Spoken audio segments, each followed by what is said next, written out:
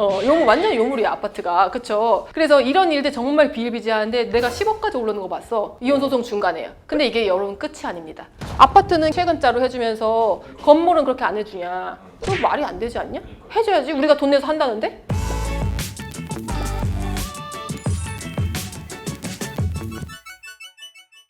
안녕하세요. 이혼 전문 박은주 변호사입니다. 오늘 이제 재산분할 중에서 부동산 관련해서 조금 더 구체적으로 알아볼게요. 재산분할 대상에서 가장 사실 큰 덩어리를 차지하는 것들이 부동산이잖아요. 토지랑 그냥 일반 건물 같은 게 있을 수 있고, 가장 많이 문제가 되는 거는 아파트. 그죠? 그놈의 아파트.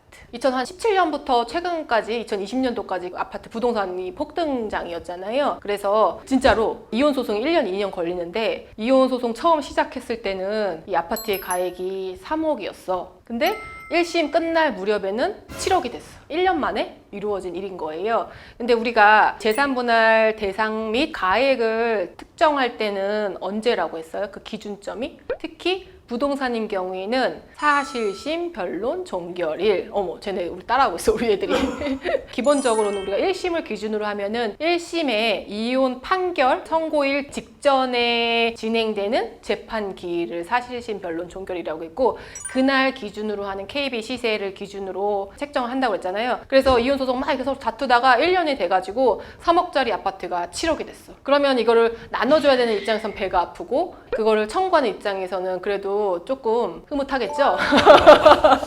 요물, 완전 요물이야 아파트가. 그쵸? 그래서 이런 일들 정말 비일비재한데 내가 10억까지 오르는 거 봤어. 이혼 소송 중간에요. 근데 이게 여러분 끝이 아닙니다. 2017년도에 시작해가지고 2018년 중순에 끝났어요. 그래서 재산분할이 이제 각자 이루어졌고요. 그 다음에 재산분할 청구하는 쪽에서 항소를 했어. 그거는 이제 변호사와의 상의를 통해서 아마 내가 변호사였다고 하더라도 했을 것 같아요. 왜냐? 아파트가 계속 폭등장이 있었기 때문에 2심으로 항소를 더 해서 그 사이에 또 아파트의 시세가 오르겠죠. 그러면은 기존 건 없어지고요, 여러분. 2심의 사실심, 변론, 종결일 기준으로 하는 KB 시세가 8억이 됐어. 그럼 그걸 기준으로 해요. 그래서 의도적으로 재산분할을 청구하는 쪽에서는 이혼소송 기간을 길게 끌면서 시세가 오르는 걸 기대하면서 하거든요. 뭐 나쁘다고 하거나 뭐 그럴 수는 없을 것 같아요. 하나의 전략이지 않겠어요? 근데 어제 되게 특이한 판결을 하나 본 거예요. 때는 바로 2012년과 2014년에 있었던 일입니다.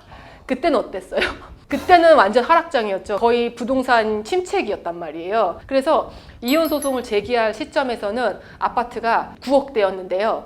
종결 시점에서는 더 아파트가 가액이 떨어졌어. 7억대로 떨어져. 7억 5천, 막 금매는 7억 5천씩만 나와. 그래서 1억 5천이 떨어진 상태에서 억울하잖아요. 그래도 어쩔 수 없어. 사회의 변동 사항에 따라서 이렇게 달라지는 거예요. 그래서 변론 종결 시점을 했을 때 오히려 더 낮은 가액을 기준으로 했던 그런 사건들도 있고요. 또 하나는 되게 특이한 사건 하나가 내가 본 게 있었는데, 이건 좀 치사한 것 같아, 판사가. 이혼 소송 제기할 때 아파트가 7억이었어, 시세가. 근데 재건축 아파트였던 거야. 그래서 이혼이 끝날 때쯤에 변론 종결이 시점에서는 어떻게 됐냐면은 그 아파트가 허물어졌었어. 그 아파트가 멸실됐었어요. 멸실되면은요, 그때 어떻게 가액을 책정할까요, 여러분?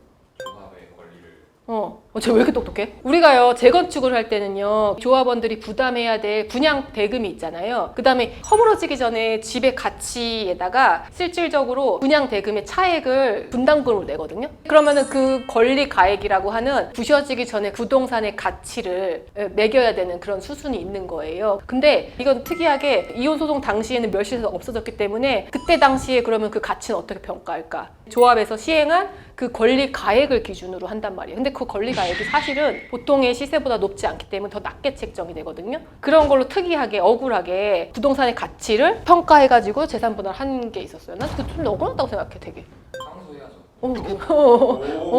항소까지 했었던 것 같아요. 아무튼 그런 게 되게 특이한 게 있었어요. 근데 요즘에는 분양권이나 재건축 재개발 관련된 아파트의 입주권 이런 것들이 항상 문제가 많이 되기 때문에 이런 거에 대해서 제가 말씀을 드려봤고, 그럼에도 불구하고 아파트가 그래도 깔끔한 이유는요, KBC를 기준으로 하기 때문에 너무나 기준이 명확해요. 문제가 되는 게 다른 부동산이 뭐가 문제가 되냐면 건물 같은 거 있잖아요. 건물 같은 게 상당히 문제가 많이 되고, 내가 지금 분한 거야. 내가 소송하는 것 중에서도 있는데요. 건물 같은 경우에는 여러분 KB 시세가 없잖아요. 그래서 재산분할 청구를 하는 쪽에서 감정 신청을 하게 되어 있어요. 그래서 1심에서 당연히 해야 되겠죠. 왜 그 가액을 특정을 해야 되니까 감정 신청 비용이 꽤 많이 들어요. 200, 300 이상 듭니다. 그걸 해서 나왔어. 예를 들어서 그게 10억이 나왔어. 그걸 기준으로 해가지고 재산 분할이 책정이 돼서 1심 판결이 떨어졌어요. 근데 원고가 혹은 피고가 재산 분할에 불복해가지고 항소를 해. 아파트의 가액이 상승할 것을 예상을 하는 것처럼 건물도 당연히 상승을 하잖아요. 상승을 한다는 거는 객관적인 지표가 있어야 되는데 건물은 어떤 걸로 하냐면요. 1월 1일 날 항상 공시되는 공시지가를 기준으로 하거든요. 감정을 할 때요. 공시지가를 반영하는 공시지가 기준법을 굉장히 많이 쓰거든요. 그러면은 1심에서 진행했을 때는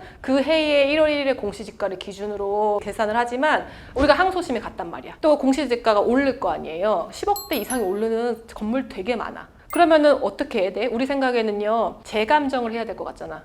법원에서 재감정을 허가를 안 해줘. 그게 빡치는 거야 내가. 저희는 재감정을 하지 않습니다. 그냥 그렇게 얘기를 해. 근데 어떤 사건에서는 또 재감정이 되는 사건들이 있었어요. 2심에서는 무조건 재감정이 안 됩니다 하는 법원의 내부 기준도 없어. 그럼 변호사님 그러면 공시지가 오를 때마다 계속 감정할 거냐고. 1심에서 한 감정만 채택을 하겠다 이렇게 얘기하는 거예요. 그래서 나는 이제 되돌지 못하고 사실 속으로 그러는데 아니 공시지가가 계속 변동이 되면 당연히 재감정을 해야지. 왜냐면은 원칙적으로 사실실 변론 종결일인 항소심의 변론 종결을 기준으로 모든 가액이 책정이 되기 때문에 당연히 재감정이 필요한 건데 판사는 아무런 근거 없이 그냥 안 된다는 거예요. 그건 내가 너무 화나는 거지. 우리 사건 같은 경우에도요. 공시지가만 기준으로 했을 때 내가 계산하는 거로는 거의 6, 7억이 뛰었어요. 2년 사이에. 우리가 열받아가지고 사적 감정을 또 했거든요. 6, 7억이 정말로 뛴 게 감정평가가 새로 나왔어요. 그거를 실질적으로 판사가 반영할지 안 할지는 아직 지켜봐야 되겠지만 나 혼자 막 열받아서 얘기하지. 아파트는 KB 시세로 그렇게 최근자로 해주면서 건물은 그렇게 안 해주냐. 그건 말이 안 되지 않냐? 해줘야지. 우리가 돈 내서 한다는데? 건물은 그래요. 그러니까 지금 억울하지만 우리가 싸운다 항상. 싸워서 해볼 때까지 해보고 안 되면 어쩔 수 없어요 사실은. 판사를 누구를 만나냐에 따라도 또 중요하고 억울해서 막 주변 변호사들한테 물어봐요. 2심에서 재감정, 재평가한 것들 있는지 대부분 많이 없거든요. 간혹가다 있어. 그러니까 완전 판사 바이 판사잖아. 그거 이상하지 않냐? 그거 말도 안 되죠. 그렇죠? 어떤 판사를 만나느냐에 따라서 어떤 법원에서 항소심을 받느냐에 따라서 달라진다는 거는 참 법적 안정성 없다. 뭐 불합리하다고 저는 사실 생각되거든요. 그래서 참 건물이나 토지 같은 거는 그래요.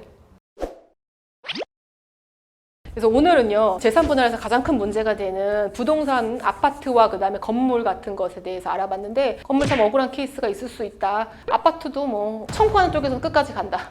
그리고 방어를 하는 쪽에서는 적당한 선에서 자기가 치고 빠질 때를 잘 알아야 되겠죠. 이게 괜히 끝까지 갔다가 내가 정말 많은 재산 분할을 해줄 수도 있고 굉장히 변동성이 예상되는 2022년 장 아닙니까? 네. 그래서 오늘은 그 부분에 대해서 한번 얘기를 해봤습니다. 오늘 영상이 유익하셨다면요 구독과 좋아요를 눌러주세요. 안녕.